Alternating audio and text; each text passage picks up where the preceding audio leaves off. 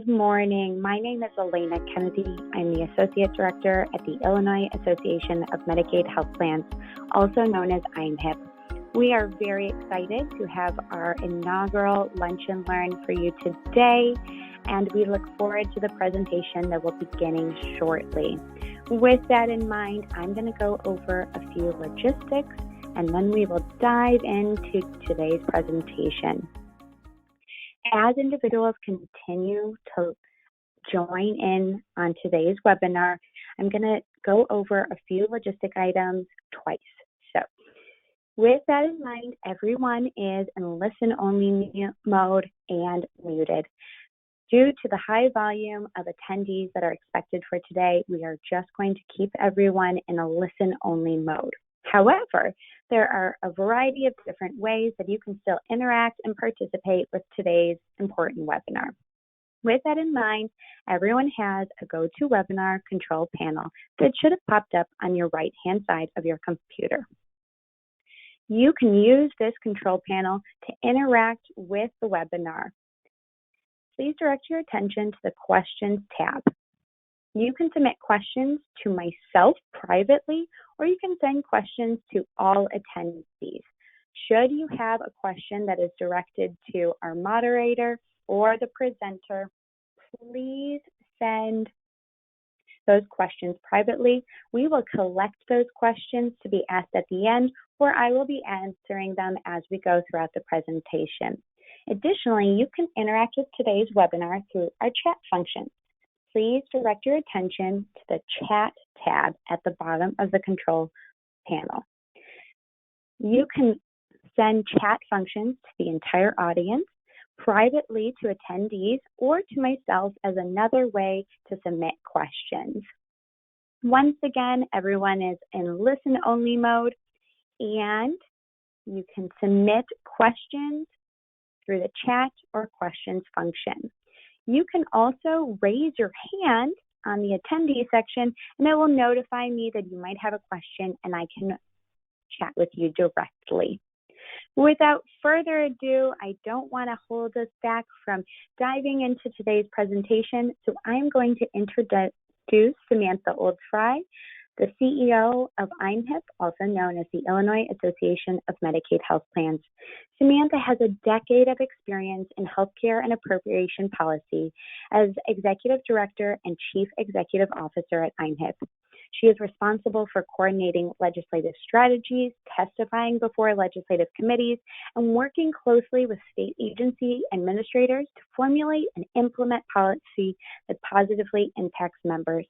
Prior to joining the association, Samantha was Research and Appropriations Analyst for the Illinois House of Representatives, where she helped to negotiate and craft the Medicaid Reform Act of 2010. The $2.7 billion Medicaid reform package, known as the SMART Act of 2012, and the Medicaid extension package authorized by the Affordable Care Act in 2013.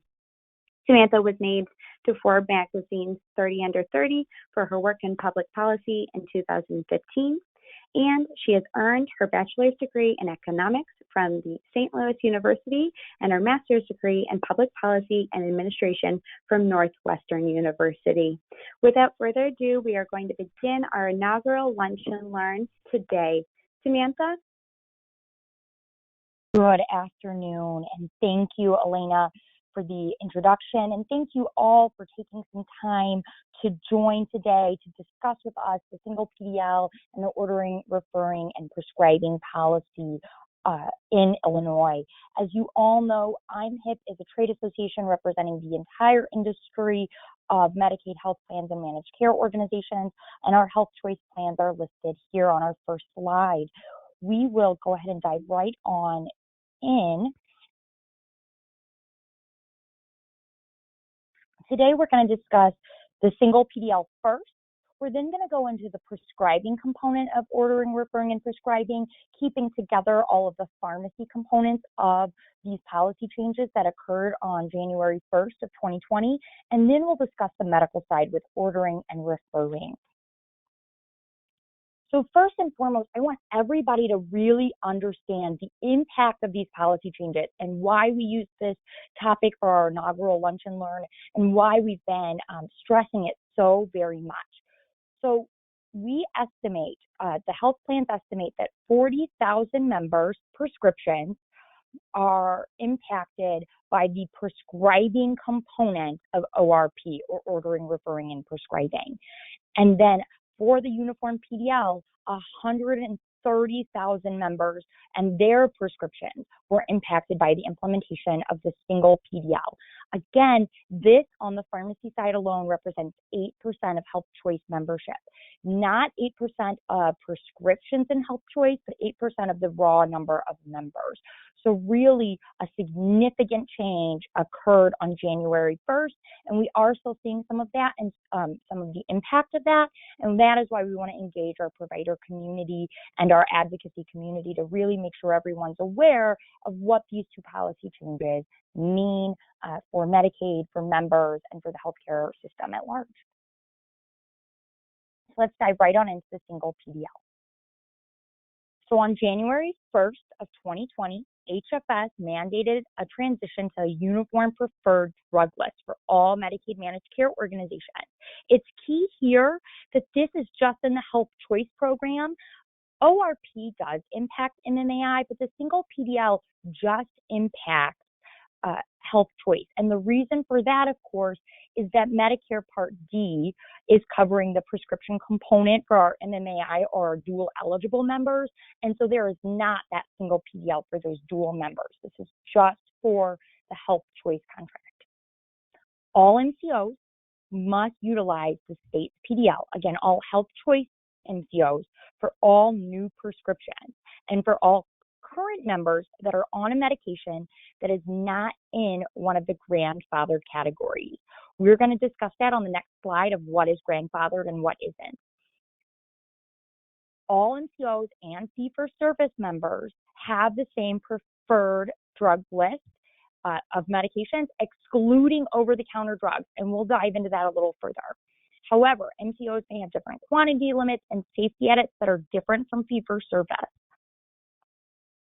And then where you can find that PDL is on a PDF on each plan's website, because again, those quantity limits and safety edits may vary.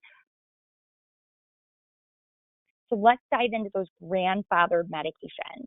So behavioral health drugs, ADHD, antidepressants, antipsychotics, cardiovascular drugs, asthma and COPD inhalers, diabetes medication, oncology agents, HIV and AIDS medication, hepatitis B and C, cystic fibrosis, all transplant medications, anti-epileptics, for the treatment of epilepsy and seizure disorder. That's really key because, as we know, especially with anti-epileptics, there's a lot of off-label utilization. And so if it's not being utilized for epilepsy or a seizure disorder, then it may not fall into that grandfathered class. And here's where it's really important. You are only, as a member or your patients, are only grandfathered in if they have one paid claim in their claims history within the past 100 days. And the idea of that really was, if you are on this medication, you are stable on this medication, and it is actively part of your care plan, and you are adherent to it, then you would be grandfathered in. But if you do not have that claims history, you do not fall into that grandfathered class. And so again, we are finding, as this has been implemented the past few weeks, we are having providers reach out to us inquiring as to why a behavioral health drug or various drugs that are in these grandfathered classes are not falling into that grandfathered category. And the reason has been sometimes it's member specific, and it's that, yes, they have been prescribed that drug perhaps 6 months ago, but at the time of the implementation of the single PDL, they were not adherent. And so we do not have any paid claims history within that last 100 days. Now, again, even if a drug is not, even if they don't fall into that grandfathered class, remember that Medicaid is different than the commercial side of insurance. And so members still can access non-PDL drugs through the prior authorization process. Members still have that access. And we do really encourage that. So don't feel dismayed or that a member can't get that drug if it was really beneficial for them. They just fell out of that grandfather category. It's just going through that prior authorization process at this point. And if you want more detail or diving more into this of the grandfathered medication, here is the link for the HFS provider bulletin. What is not impacted as we transition to the single PDL is first and foremost over-the-counter drugs. So you may or may not know this, but Medicaid health plans are allowed to cover above and beyond what fee-for-service covers. And one of the areas that most plans are covering is over-the-counter drugs. And so plans are able to continue to do that. They continue to be able to cover ibuprofen and various other drugs that they have done so in the past. And so that was not impacted by the single PDL. Again, as I reiterated, plans can still cover drugs, not on the PDL, just with that prior authorization. A key component there, you are not limited as a member or as a patient to what is on the PDL. There are other drugs that might work better for you. They just may require a prior authorization. Plans are still tracking opioid prescribing. Plans still have the determination over most provider-administered medication. So again, what you did see in January is that drugs that are administered in physicians' offices, typically injectables, they are not on the PDL any longer, and that is because they're often seen as a medical benefit. And so those are still covered. Those are still sort of going through the regular process that they have historically done. It is just that they're on the medical side, and so they're not going to be listed as the PDL, but they are still covered benefit, and they are still available for Medicaid members. Finally, most plans still have a generic first policy, except in a few rare instances. That has not changed. That is really standard practice, and I think from a prescribing perspective, is something that most clinicians are used to. So this is listed on our website as well in a separate memo, but these are the rejection and denial codes associated with the single PDL that you will get for each plan. Now, what you will see here is that for some plans, it's not a specific number, and the reason for that is because there were already drugs or pharmaceuticals that were not listed on the old PDL. There are a number of reasons of why you may get a rejection for a drug not listed on the PDL. It may be around prior auth, it may be it's a non-covered drug, it may be that it exceeds plan limitations, it may be that a generic is required, etc. And so those rejection and denial codes continue after January 1st. They're the same ones that you were seeing if you're a pharmacist on December 31st when a drug was not on the old PDL. Now, here is something I cannot reiterate enough, and I talk about this often because I think it's one of the lesser known benefits of Medicaid. Medicaid in Illinois offers a 72-hour emergency supply. Pharmacists may dispense a 72-hour supply of medications with a valid prescription and as an emergency benefit for urgent emergent medications that would otherwise require a prior authorization. You may need to call the PBM for an override for that 72-hour supply, as it is not typically, it's not normally the amount of a prescription that you would be dispensing. However, if one of these policies that we're talking about today impacts a member, pharmacists really should consider utilizing this benefit to ensure that members are able to get access to their medication, adhere to, their and remain adherent to their medication. Additionally, if you are not a pharmacist, but you are advocating and regularly talking to your members or patients, and they're having trouble at the pharmacy and the pharmacist is confused, which we all know sometimes happens, there's a lot going on and there were a lot of changes all at once, they can always reach out to the health plan for assistance. And so that is another option as well, to make sure that nobody is traveling through this with confusion or without assistance, and know that the health plans and the pharmacy benefit managers, if you're a pharmacist, are always there to assist and make sure that members get the access that they need. So prescribing. So this is the P of ORP, ordering, referring, and prescribing, and we're going to dive into this now. So first and foremost, I want to make sure everybody recognizes as we work through ordering, referring, and prescribing, this is a federal policy, that this was a law that has been in place for several years, and Illinois is now coming into compliance with federal law. There have been several notices regarding ORP, and they are still out there on HFS's website. This was actually supposed to go into effect over a year ago and has been delayed several times. And so now we are at the beginning component of implementation of ORP. So first and foremost, it was effective January 1st. So we are a few weeks into this policy. We have had memos and discussions and guidance out there and with providers. But now what we wanted to do is really talk about the things we have learned in the past few weeks since implementation.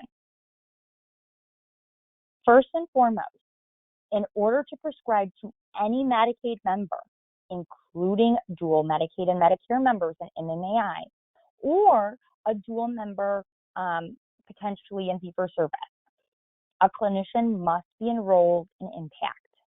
This includes anybody that is prescribing, including PAs, APNs, and residents who may not have historically registered in IMPACT. And so that is really key, that if you're an entity where you do not have everyone register in IMPACT, perhaps just your doctors registered, this will impact you significantly and will impact the patients you're serving. Everyone must be registered.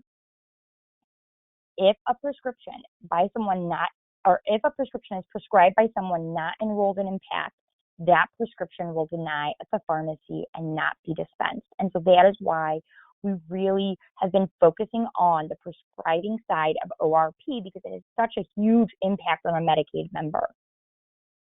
Providers, so we have, leading up to this policy change, we've been reaching out to provider associations. The state has sent out several memos. We've reached out to individual providers, notifying and informing providers of this policy.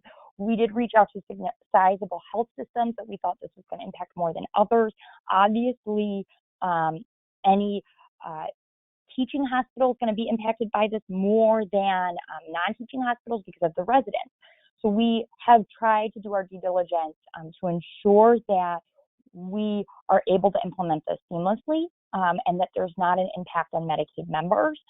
However, this will continue as we bring in new doctors, as there are new residents, as there are new providers, that the necessity to enroll in IMPACT and to be fully certified in IMPACT before you're writing a prescription for a Medicaid member is paramount. We've also sent individualized letters to members impacted by this policy, letting them know that they may need to change their doctors in order to maintain their prescription coverage of those specific medications. Again, because the last thing we want is for a Medicaid member to show up at a pharmacy and not receive their medication. That is absolutely not the outcome we're looking for, and we're really trying to avoid that through a lot of education and partnership. So we can't really talk about ORP and not talking about registering IMPACT. It is critical. It impacts, no pun intended, not only your ability to prescribe or order or refer, as we're talking about today, but it directly affects how you as a provider are reimbursed. You must submit all applicable provider types and specialties. The taxonomy numbers and NPIs must match the ones listed on claims and rosters to ensure payment. And then again, if you have multiple provider types, you need to register separately with separate and unique NPIs. And we're going to talk about this a little bit, but what we have seen for especially the prescribing component of ORP in the last few weeks is that individual clinicians are absolutely registered. However, when they're writing that script, they're using a different NPI than the NPI that is registered in IMPACT. That is denying at the point of sale, at that pharmacy for that member. And the clinician is, of course, confused because they do know that they are registered in IMPACT, but we are matching up to the NPI not to the name. And the reason for that is, of course, there may be multiple Dr. Jennifer Smiths. There may be multiple Dr. Joneses. And so we have to use that unique identifier, and that unique identifier is your NPI. And so you have to use an NPI that is registered in impact when you are prescribing. There is also, as HFS has notified all of you of, there's an NPI and provider lookup. The link is here, and again, the idea being that it allows all providers to look up whether or not an individual is enrolled in Impact, and whether or not they are a provider that can order, refer, or prescribe. And then I want to just really reiterate this. We are really finding again and again utilization of those old NPIs. And if that is happening, that is causing prescriptions to deny. So even if you're enrolled in Impact, I really do recommend, if you are running into any challenges, it's just making sure what NPI you have utilized to register, and to make sure that's what you're using to bill, and that is what you are using to prescribe. And that if there is any deviation, the members or the patients you're serving are going to have access issues. Again, any member you are prescribing to, any Medicaid member, in MAI, or in Health Choice, must be prescribed by a clinician who is registered in Impact. And so why we're reiterating this again, it goes back to APNs or PAs prescribing when they historically didn't need to be registered in Impact. And even if the site that they are providing services at is registered in Impact, that does not matter for ORP. We're looking for individuals, and the state is looking for individuals because of that federal requirement. And so all clinicians must use their NPI. Another thing we have seen lately is just using a DEA number when you're writing that script, and that is denying as well. You cannot use just the DEA number. You have to use an NPI that is registered in Impact. And we recognize that this is unique and this may be a change, and historically was less of an issue, but today and since January 1st, it is really critical. And so that is why we want to just hit this point home quite a bit, because again, our main focus in all of this is that members continue to have the access to the prescriptions that they need to live healthy, happy lives. So here are the rejection codes and denial codes that you would see as a pharmacist associated with prescribing. And that's another point to just remember, is that these are going to be denial or rejection codes that pharmacists are receiving. And so you are going to see this, these various RARC or CARC codes from these individual health plans. And again, this is in a memo out on IMHIP's website, and then we will also be sending out these slides after the webinar, and then we will also be updating our comprehensive billing guide. So do not feel the need to jot these down very quickly. We will have all of this for you after the fact. And again, these are just associated with prescribing component of ORP, which is very clear if you read some of these, prescriber not enrolled in the state Medicaid program. That's obviously specific to prescribing. We will have these same codes listed for the ordering and the referring components. If something goes wrong, so we recognize that we do not live in a perfect system, and that things may, pop up. And so what we want to remind you of if something goes wrong. First and foremost, that 72-hour emergency prescription benefit that applies to the single PDL applies to the prescribing component as well. Members always have access to that. So really, I encourage pharmacists to utilize that if necessary. Remember, the health plans have systems in place to override or to provide emergency overrides. So again, if you are a pharmacist, do reach out to that PBM or the pharmacy services number so that you can get that override information where appropriate, so that they can serve as a resource to you to ensure that members continue to get access that they need. And again, health plans have that 24/7 availability as well to assist pharmacies and members. And so if you're a member or you're advocating for a Medicaid member, reach out to the health plans so that we can help you navigate this. We don't want anybody navigating this alone, especially if they feel as though they're in an emergent situation. And that is where I really want to remind everybody that the member safety and health is our number one priority. And so as we are implementing these complex policies, especially ORP, which is a federal mandate, know that we are here to coordinate and that our focus is always going to be on the member safety and making sure that they are getting those the medications that they need to stay healthy and happy. And so now that's really concluding the pharmacy component of our discussion. We're going to transition now to ordering and referring. This is going to be structured a little bit differently because ordering and referring is going to impact providers differently as they're inpatients and outpatients. So we're going to walk through all of this. I also want to highlight that a lot of the content for ordering and referring is also in the IMHIP Comprehensive Billing Guide, and we'll have a link to that later as well. So I'm going to start with the requirements for ordering and referring specific to institutions using a UB04 or 837I. Now, I know that sounds silly if you're not well versed in the uniqueness of the Illinois Medicaid program and billing requirements, but institutions do not always use the 837I or UB04 in Illinois Medicaid. And so we're only talking about, in this instance, when you're using the 837I. You're going to follow different requirements when you're using the 837P, and we are going to discuss that at a later point.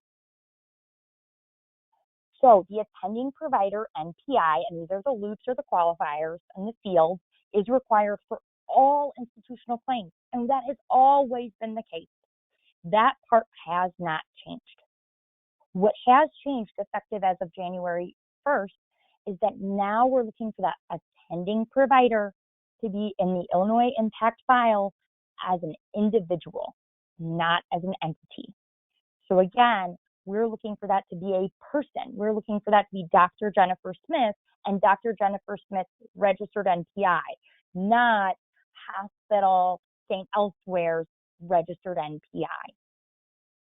So these are the provider type codes specific to HFS that this applies to. So it's going to be your general hospitals, your psychiatric hospitals, rehab hospitals, hospice, and of course your ambulatory surgical treatment centers. And we are going to use, or HFS is going to use the 2310A and the 2310S loop for NPI validation or these specific fields.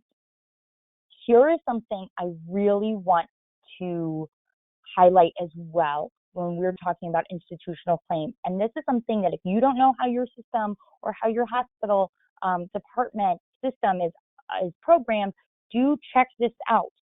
Because if you naturally put a referring provider, even if it's not necessary, if you put a referring provider in this 2310F loop qualifier or field 78 of the UB04, and it is present, HFS and the plans are going to validate that field.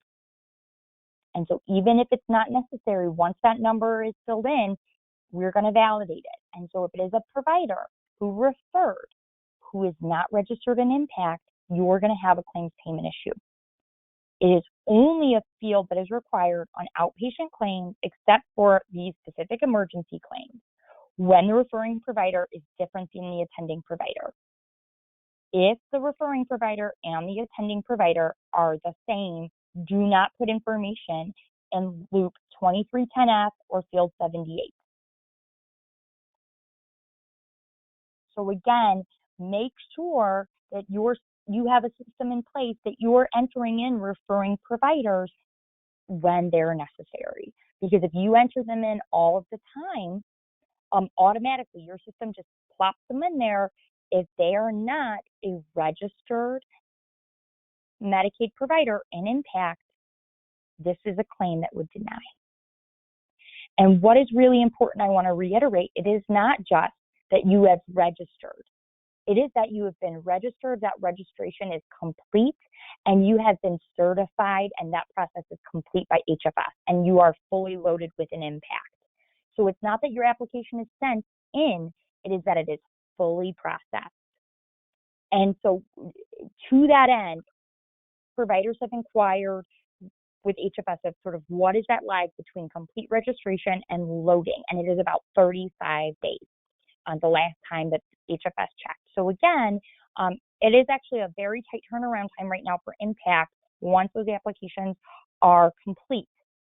So in the meantime, if you are serving members in the Medicaid program, really, if you are writing scripts, ordering or referring, that should all be done. That should all be done by a provider that is fully certified by Medicaid to benefit the Medicaid member and ensuring they maintain access, and then that provider that you're ordering or referring to, because that is where that other provider is going to receive denials, and that's why that provider lookup is so critical.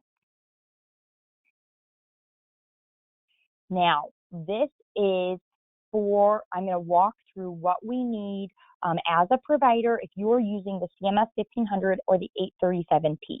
These rules apply regardless of whether or not you're an institution or a provider, as long as you're submitting on the 837P or if you're submitting on paper with the CMS 1500. We are using, HFS and MPOs are using box 17A for NPI validation. We're also looking at 2310 for referring and 2420E, so for ordering loops. And then we'll dive into the paper, but we do recognize that by and large, you guys are really most likely billing electronically. But if you're billing on paper, these are the boxes that need to be filled out appropriately. 24D, 24B, 24J, and box 33. And this is, I want to walk through, the order in which a health plan will generate a denial or a rejection, also often referred to as an edit, in order. So first, we're going to ensure that the NPIs, the loops in the boxes, are in proper order. And they're all there. So if one is left off when it's necessary, you're going to hit this first level of edits, and that claim's going to deny it if the information's not all there. Then we're going to ensure the NPI is present and passes NPI check 1. And that is, are you registered in impact? Is this NPI registered in impact? Now, again, for all attending services, this historically has been in place. So this edit is not new except for on ordering and referring. Are you registered in impact? Then the third layer, are you registered in impact as an individual? So it is not that SQHC, saying elsewhere, referred a provider. That doesn't work. Or referred a member. It has to be Dr. Jennifer Smith referred this provider or ordered this service. It cannot be an organization. So that is something to just really remember.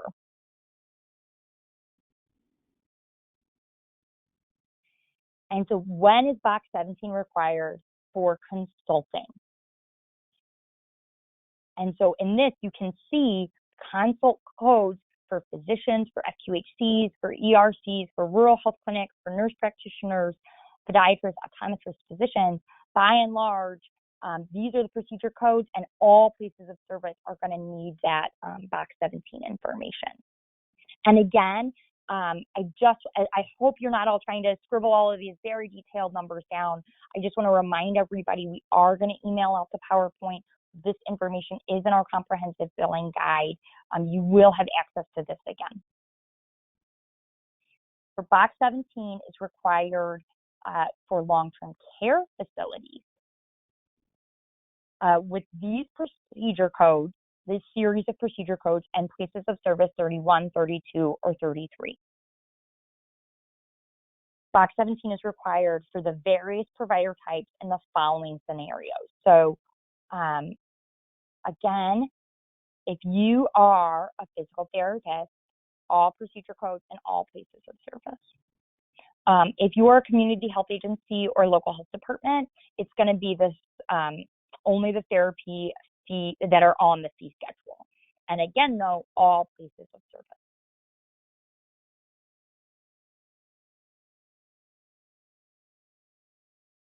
These are the denied, or the rejection and the denial codes for the ordering and referring side of ORP. So this is what an individual provider, these are the codes that providers would receive when they provided a service that was ordered or referred by a non-Medicaid registered provider. And so what we recognize is that even if the attending an ORP, even if the provider that is rendering the care is registered in impact, that does not matter with regards to ORP. That provider also needs to be registered in impact, but so does the provider who's ordering or referring those services. For a while now, plans have had what we call soft edits in place so that if a provider before January 1st rendered a service that was ordered or referred by a non-Medicaid registered provider, they received notification on their EOB or EOP. And it just it indicated that entity may not be registered in impact, missing an incomplete information, and gave them an indication that whoever is referring or ordering these services and sending these patients to you is not an impact. And ordering and referring this side is so critical because it's impacting a member or provider who may actually be registered in impact. And so that's why that provider lookup is so critical as well. So again, I want to make sure that you know and that we just sort of walk through before we dive into questions, the resources that are available to you already on our website, not just for ORP and the single PDL, but for other items that may be of concern or inquiry for you. So here, most importantly, I think at this point, is really the comprehensive billing guide. And that's where you're going to find all of your ORP information. That's where you're going to find general claim submission requirements, claim disposition detail, and then specific provider information as well, dependent on the type of provider or providers that you are. We really want to make sure everybody knows with regards to the comprehensive billing guide that this only applies to health choice. Again, the reason for that is billing for MMI may be different because you're going to be following Medicare rules and Medicaid rules, and so that's really unique. And then we recognize sometimes we put something in here that is not how you would bill for commercial insurance, and we fully recognize that. This is all the documents within the comprehensive billing guide have been vetted by HFS, and these are the rules and the rules of the road for health choice Medicaid in Illinois. And so we get every once in a while, it differs from commercial billing, and that is because HFS and health choice are just a little unique, really stems back to HFS's IT systems, and so that's really what's governing sort of these rules of these the roads today. I'm hit key contacts. As we work through all of this, please know we already have key contacts up on our website. These are contacts that you guys can reach out to for a myriad of services, our provider types and topic areas. If you're a pharmacist, if you're a physician, if you want to reach out to somebody to discuss mental health or hospitals or hospice or whatever your topic area may be, we have these listed. We also have escalation guides where appropriate. And we recognize that we are in a shifting and changing environment. And so we have a tool on our website already that allows you to reach out to us at IMHIP and indicate, I tried to reach out to Health Plan A's hospital point person and they're not there anymore. Let us know. Use this tool that we have on the right-hand side of our website at our key contact link, and we will track down who at Health Plan A is the point personnel for hospitals, update our website and share that information with you. So do use that tool. It is very helpful because, again, much like how individuals and staff at hospitals and providers change, staff and employees at the health plans transition as well. We all employ people. And so we're trying to do at this point is to just make sure you do have the right folks that you can get a hold of and that we're being as helpful as possible. And so the link to that is here specifically. It's the /provider contact. However, I will say our website is pretty easy to navigate once you're on that provider tab. Additionally, prior authorization links, key here, and for the ordering and referring components, those services, the prior authorization links are listed all on a single page for all of you as providers so that you're not flipping through, Molina's page and then Blue Cross's website, etc. We have found all those direct links for you and pulled them into a single document. That is also within the comprehensive billing guide, but we have it as a standalone as well, so you're not scrolling through quite a large billing guide. Finally, we do have also, multiple items on our website. We are regularly updating the URL changes and documents and contacts. We have the standardized roster on our website, lots of tools to be helpful for you, and we welcome any suggestions or additions you may have. So if you take a look at the website and it doesn't have something that you're looking for or you think something would be helpful, do let us know. We've made many additions based off of provider and user feedback. And while this is our inaugural Lunch and Learn on ordering, referring, and prescribing in the single PDL, we do have multiple, we have one webinar a month throughout all of 2020.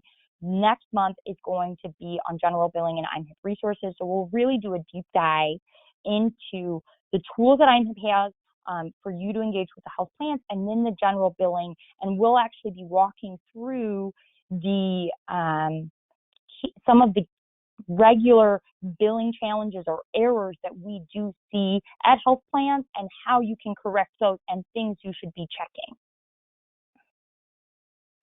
And then, should we not get to your questions today, as we will have about 15 minutes to go through questions that you asked, we will, these are our contact information, both myself and Elena.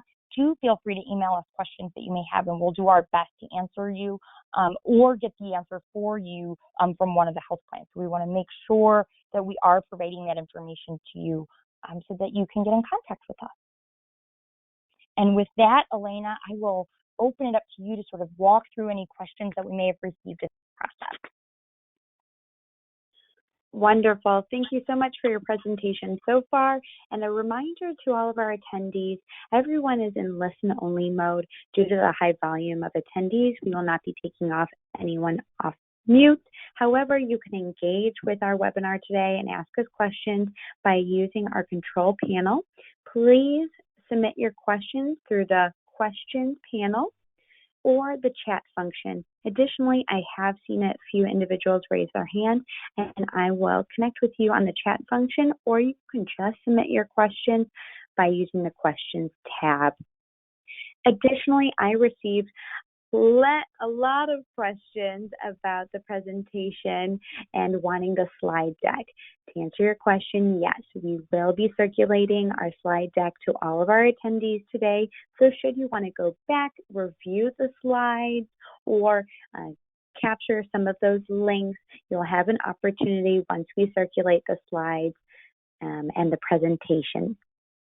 Additionally, I just want to make a small amendment to the previous comment about our upcoming webinars. Samantha, could you go back a slide? Did I read about March? I did. I'm sorry, Elena. Yeah, I just read right next to me. So we're talking about the roster and the standardized roster next month, and then in March, we're going to dive into general billing and common errors and IMHIP resources. So the standardized roster will be our topic for next month. Thank you, Elena. Of course. hinting at March is a great way to say that we have a lot of wonderful lunch and learns coming up, and we hope that you can attend our future ones in the coming year. My name's Elena Kennedy. I'm the Chief Operating Officer, and on behalf of I'm Hip, we'd like to say thank you so much for attending today's webinar. To learn more about our association, upcoming events, and webinars, please visit our webpage at imhip.net. We look forward to working with you soon. Have a good day.